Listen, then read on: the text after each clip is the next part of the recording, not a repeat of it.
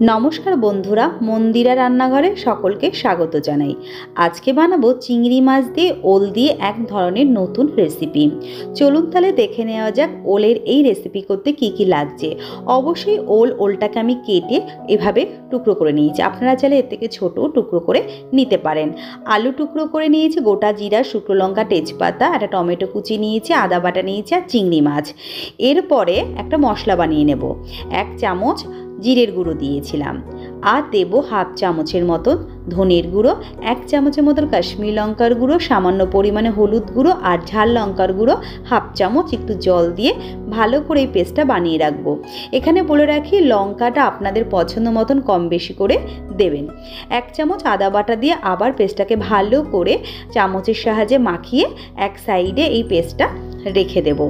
এরপরে গ্যাসের উপরে কড়াই বসিয়ে অনেকটাই জল দেবো, তার মধ্যে হলুদ আর লবণ দেবো, দিয়ে যে ওলটাকে কেটে রেখেছিলাম সেই ওলটাকে একটুখানি ভাপিয়ে নেব। ঢাকনা দিয়ে ঢেকে সামান্য পরিমাণে ভাপিয়ে নিয়েছিলাম। খুব গলবে না, খুব শক্ত থাকবে না। এরপরে ঝুড়িতে আমি জলটা ছেঁকে নিয়েছি। কড়াইতে তেল দিয়ে তার মধ্যে আলুগুলো লাল লাল করে এপিট ওপিট করে ভেজে নেব।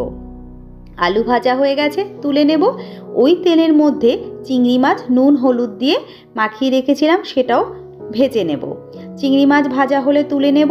ওই তেলে জিরা, শুকনো লঙ্কা, তেজপাতা ফোড়ন দেওয়ার পর একটু ভাজা ভাজা গন্ধ বেরোলে এর মধ্যে দিয়ে দেব ওলটা। ওল কিন্তু হালকা ভাপিয়েছিলাম, তার জন্য এই ওলটাকেও একটু তেলের মধ্যে এপিট ওপিট করে ভেজে নেব। ভালো করে ওলটাকে ভাজানোর পর এর মধ্যে একটা টমেটো কুচি দিয়ে দেব। কেউ চাইলে টমেটোটাকে পেস্ট করেও কিন্তু দিতে পারে, আমি এইভাবেই দিয়েছি। ওলের সাথে টমেটো দিয়েছি কারণ ওলটা একটু ভাজা হলে টমেটোটাও একটু নরম হয়ে যাবে। তার মধ্যে দিয়ে দেবো যে মশলাটা করে রেখেছিলাম, সেই মশলাটা দিয়ে আলু দিয়ে একসাথে ওল আলু একসাথে ভালো করে কষাবো যতক্ষণ না এই মশলা দিয়ে তেল ছেড়ে দেয়। এরপরে ঢাকনা দিয়ে ঢেকে মশলাটা কষতে দেব।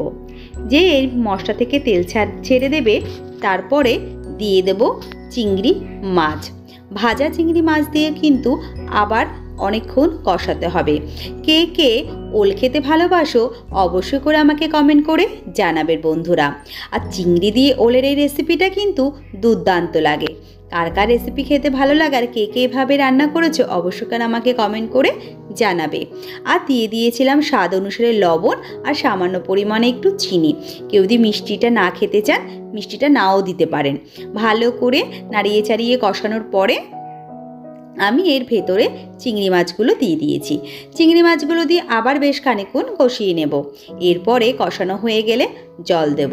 কে কে কোথা থেকে দেখছো অবশ্যই করে কিন্তু আমাকে কমেন্ট করে জানাবে, তবেই তো তোমাকে ধন্যবাদ জানাবো। আর যে রেসিপি ভালো লেগে থাকে অবশ্যই করে চ্যানেলটা সাবস্ক্রাইব করে দেবেন আর পাশে থাকা বেল আইকনটি অন করে দেবেন, যাতে নতুন নতুন ভিডিও আপনারা জলদি পেয়ে যান। এরপরে দিয়ে দিয়েছিলাম 3-4টে কাঁচা লঙ্কা দিয়ে ঢাকনা দিয়ে ঢেকে ফুটতে দেব। বেশ মাঝখানে একটুখানি ঢাকনাটা খুলে নাড়িয়ে চাড়িয়ে দেখে নিয়েছি ওলটা কিন্তু গলে গেছে। আর এখন যদি একটু লবণের প্রয়োজন হয় একটুখানি লবণও দিয়ে দিতে পারেন। আবার নাড়াচাড়া দিয়ে ঢাকনা দিয়ে ঢেকে আবার 2-3 মিনিট ফুটতে দেব। আমি ওলের রেসিপিটা একটু মাখা মাখা করেছি, কেউ চাইলে একটু ঝোলঝোলও রাখতে পারেন। আমার কিন্তু ওল আর আলু দিয়ে চিংড়ি মাছের রেসিপিটা পুরো রেডি। 1 চামচের মতো গরম মশলা দিয়ে নাড়িয়ে চাড়িয়ে নামিয়ে নিলেই রেডি হয়ে যাবে। কেউ চাইলে একটুখানি ঘিও দিতে পারেন, আমি কিন্তু এখানে ঘি ব্যবহার করিনি। এরপরে কিন্তু নামিয়ে নিলে গরম গরম ভাতের সাথে দুর্দান্ত লাগে। আবার অনেকে রুটির সাথেও কিন্তু এই ওলের আলুর এই চিংড়ি মাছের রেসিপিটা ট্রাই করতে পারেন। আশা করব আপনাদের অনেক অনেক ভালো লাগবে। অবশ্যই একবার এভাবে চিংড়ি রেসিপিটা বানিয়ে ফেলুন। যেমন খেতে তেমন সময় কম লাগে। কম সময়ের মতো এত সুন্দর রেসিপি মিস করবেন না। ভালো থাকবেন, সুস্থ থাকবেন। টাটা।